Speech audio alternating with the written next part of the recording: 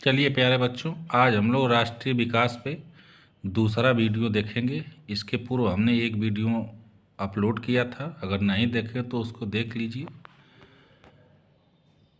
राष्ट्रीय विकास, इसके पहले वाले वीडियो में हम लोगों ने देखा कि यदि लोगों के लक्ष्य भिन्न हैं तो उनके राष्ट्रीय विकास के बारे में धारणा भी भिन्न होगी।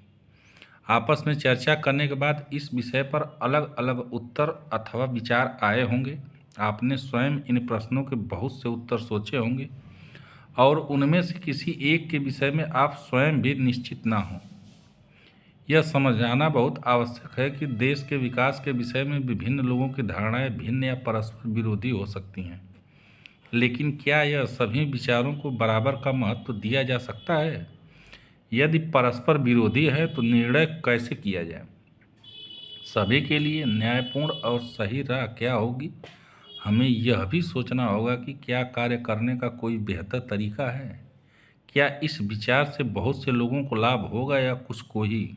राष्ट्रीय विकास का अभिप्राय इन सब प्रश्नों पर विचार करना है। यदि विकास की धारणा में ही भिन्नता और परस्पर विरोध हो सकता है तो निश्चित रूप से विकास के तरीकों में भी भिन्नता हो सकती है। अगर आप ऐसे किसी विवाद से परिचित हैं तो आप विभिन्न व्यक्तियों के तर्क जानने का प्रयास कीजिए। यह आप लोगों के बातचीत करके या अखबारों और टेलीविज़न के माध्यम से जान सकते हैं। विभिन्न देशों या राज्यों की तुलना कैसे की जाए? आइए देखते हैं। जब हम भिन्न भिन्न चीज़ों की तुलना करते हैं तो उसमें समानताएं और अंतर दोनों हो सकते हैं। यदि हम इनकी तुलना करने के लिए किन पहलुओं का प्रयोग करते हैं, कक्षा में विद्यार्थियों को ही हम देखते हैं, हम विभिन्न विद्यार्थियों की तुलना कैसे करते हैं। उनमें ऊंचाई, स्वास्थ्य, प्रतिभा और रुचि के अनुसार अंतर है। हो सकता है सबसे स्वस्थ विद्यार्थी सबसे पढ़ाकू विद्यार्थी ना हो। सबसे बुद्धिमान विद्यार्थी हो सकता है मित्रता व्यवहार ना रखता हो। तो हम विद्यार्थियों को तुलना कैसे करते हैं? हम जो मापदंड प्रयोग करेंगे वह तुलना के उद्देश्य पर निर्भर करेगा। खेलकूद टीम, वाद विवाद टीम, संगीत टीम या पिकनिक के लिए टीम, सबके चयन के लिए अलग मापदंड होंगे। फिर भी अगर हमें किसी उद्देश्य से कक्षा के विद्यार्थियों की सर्वांगीण प्रगति के बारे में मानक चाहिए तो हम उसे कैसे चुनेंगे? समानता, हम व्यक्तियों की एक या दो महत्वपूर्ण विशेषताएं लेकर उनके आधार पर तुलना करते हैं। यही बात विकास पर भी लागू होती है। देश की तुलना करने के लिए उनकी आय सबसे महत्वपूर्ण विशिष्टता समझी जाती है। जिन देशों की आय अधिक है उन्हें कम आय वाले देशों से अधिक विकसित समझा जाता है। यह इस समझ पर आधारित है कि अधिक आय का अर्थ है मानवीय आवश्यकताओं की सभी वस्तुओं का अधिक होना।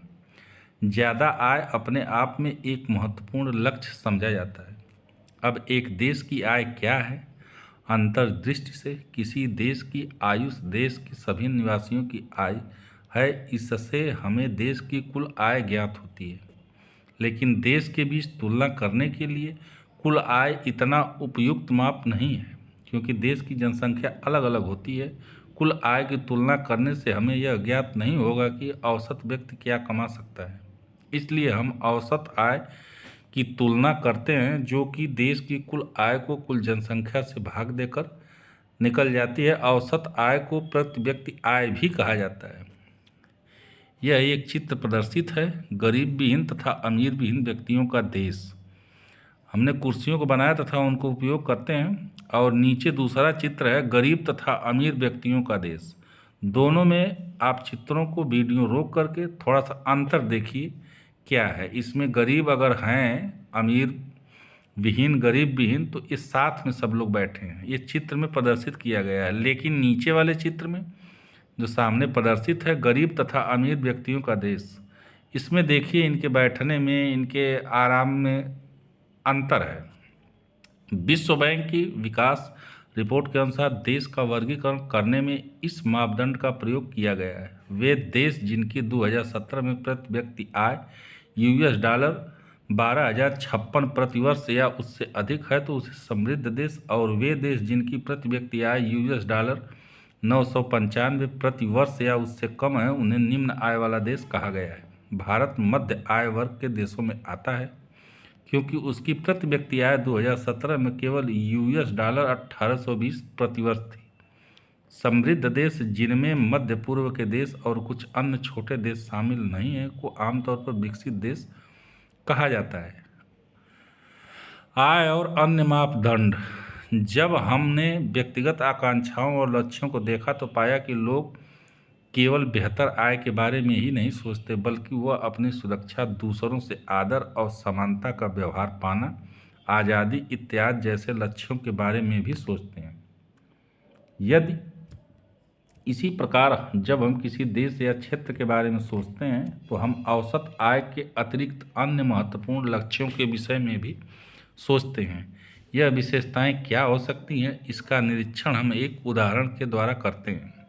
तालिका 103। इसमें राज्य 2016-17 के लिए प्रति व्यक्ति आय रुपयों में ये दिखाया गया है। हरियाणा 1,80,174, केरल 1,63,475, बिहार 34,409। उपरोक्त तालिका 103 में हरियाणा, केरल और बिहार की प्रति व्यक्ति आय दर्शाई गई है। हम देखते हैं कि इन तीनों राज्यों में हरियाणा की प्रति व्यक्ति आय सबसे अधिक और बिहार सबसे पीछे।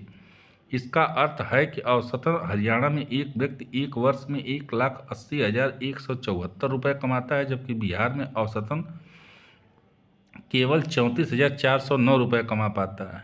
इसलिए अगर विकास को मापने के लिए प्रति व्यक्ति आय का प्रयोग किया जाए तो तीनों राज्यों में हरियाणा सबसे अधिक और बिहार सबसे कम विकसित राज्य माना जाएगा। अब हम इन तीनों राज्यों के कुछ और आंकड़ों पर नज़र डालते हैं। राज्य शिशु मृत्यु दर प्रति 1,000 व्यक्ति 2017, साक्षरता दर 2011, निवल उत्पाद अनुपात 100 व्यक्ति पर, उच्चतर आयु 14 वर्ष 15 वर्ष 2013-14।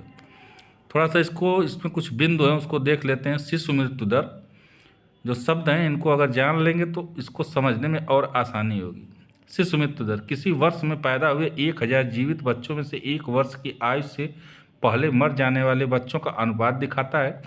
साक्षरता दर 7 वर्ष और उससे अधिक आयु के लोगों में साक्षर जनसंख्या का अनुपात। निवल उपस्थिति अनुपात 14 तथा 15 वर्ष की आयु के स्कूल जाने वाले कुल बच्चों का उस आयु वर्ग के कुल बच्चों के साथ प्रतिशत। आइए इसके बारे में थोड़ा सा नीचे देख लेते हैं क्या क्या है। उपरोक्त तालिका में पहला स्तंभ केरल के 1,000 जीवित पैदा हुए बच्चों में 10 बच्चे 1 वर्ष की आय तक पहुंचने से पहले मर जाते हैं, लेकिन हरियाणा में यह अनुपात 30 था, जो केरल की तुलना में 2 गुना से ज़्यादा है। दूसरी ओर हरियाणा के प्रति व्यक्ति आय केरल से ज़्यादा है, जैसा कि तालिका 1.3 में इसके ऊपर वाले चित्र में दर्शाया गया था। समस्या शिशु मृत्यु दर पर समाप्त नहीं हो जाती। तालिका का अंतिम स्तंभ दिखता है कि बिहार के लगभग आधे बच्चे कक्षा 8वीं के बाद स्कूल नहीं जा रहे हैं। अर्थात यदि आप बिहार के किसी स्कूल में पढ़ते होंगे तो आपकी प्रारंभिक कक्षा के लगभग आधे से बच्चे गायब होते।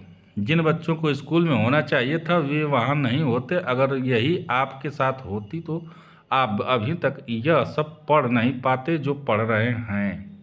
इस प्रकार आज हम लोगों ने विकास से संबंधित दूसरा वीडियो देखा और इसमें थोड़ा और बिंदु बचे हैं जो अगली वीडियो में आएगा। तो हम समझते हैं कि आज का जो वीडियो है इसके 1 बार 2 बार 3 बार पॉज करके देखिए, सुनिए, समझिए। आपको इससे काफ़ी जो है आपका कन्फ्यूजन दूर होगा। अगर कोई इससे संबंधित, इससे रिलेटेड आपके कमेंट्स हैं तो हमें कमेंट्स करके ज़रूर पूछिए, और कोई लगे कि नहीं वो है तो हमें कमेंट्स में बताइए। हमारे चैनल को लाइक करिए, सब्सक्राइब करिए एवं दोस्तों में शेयर करिए।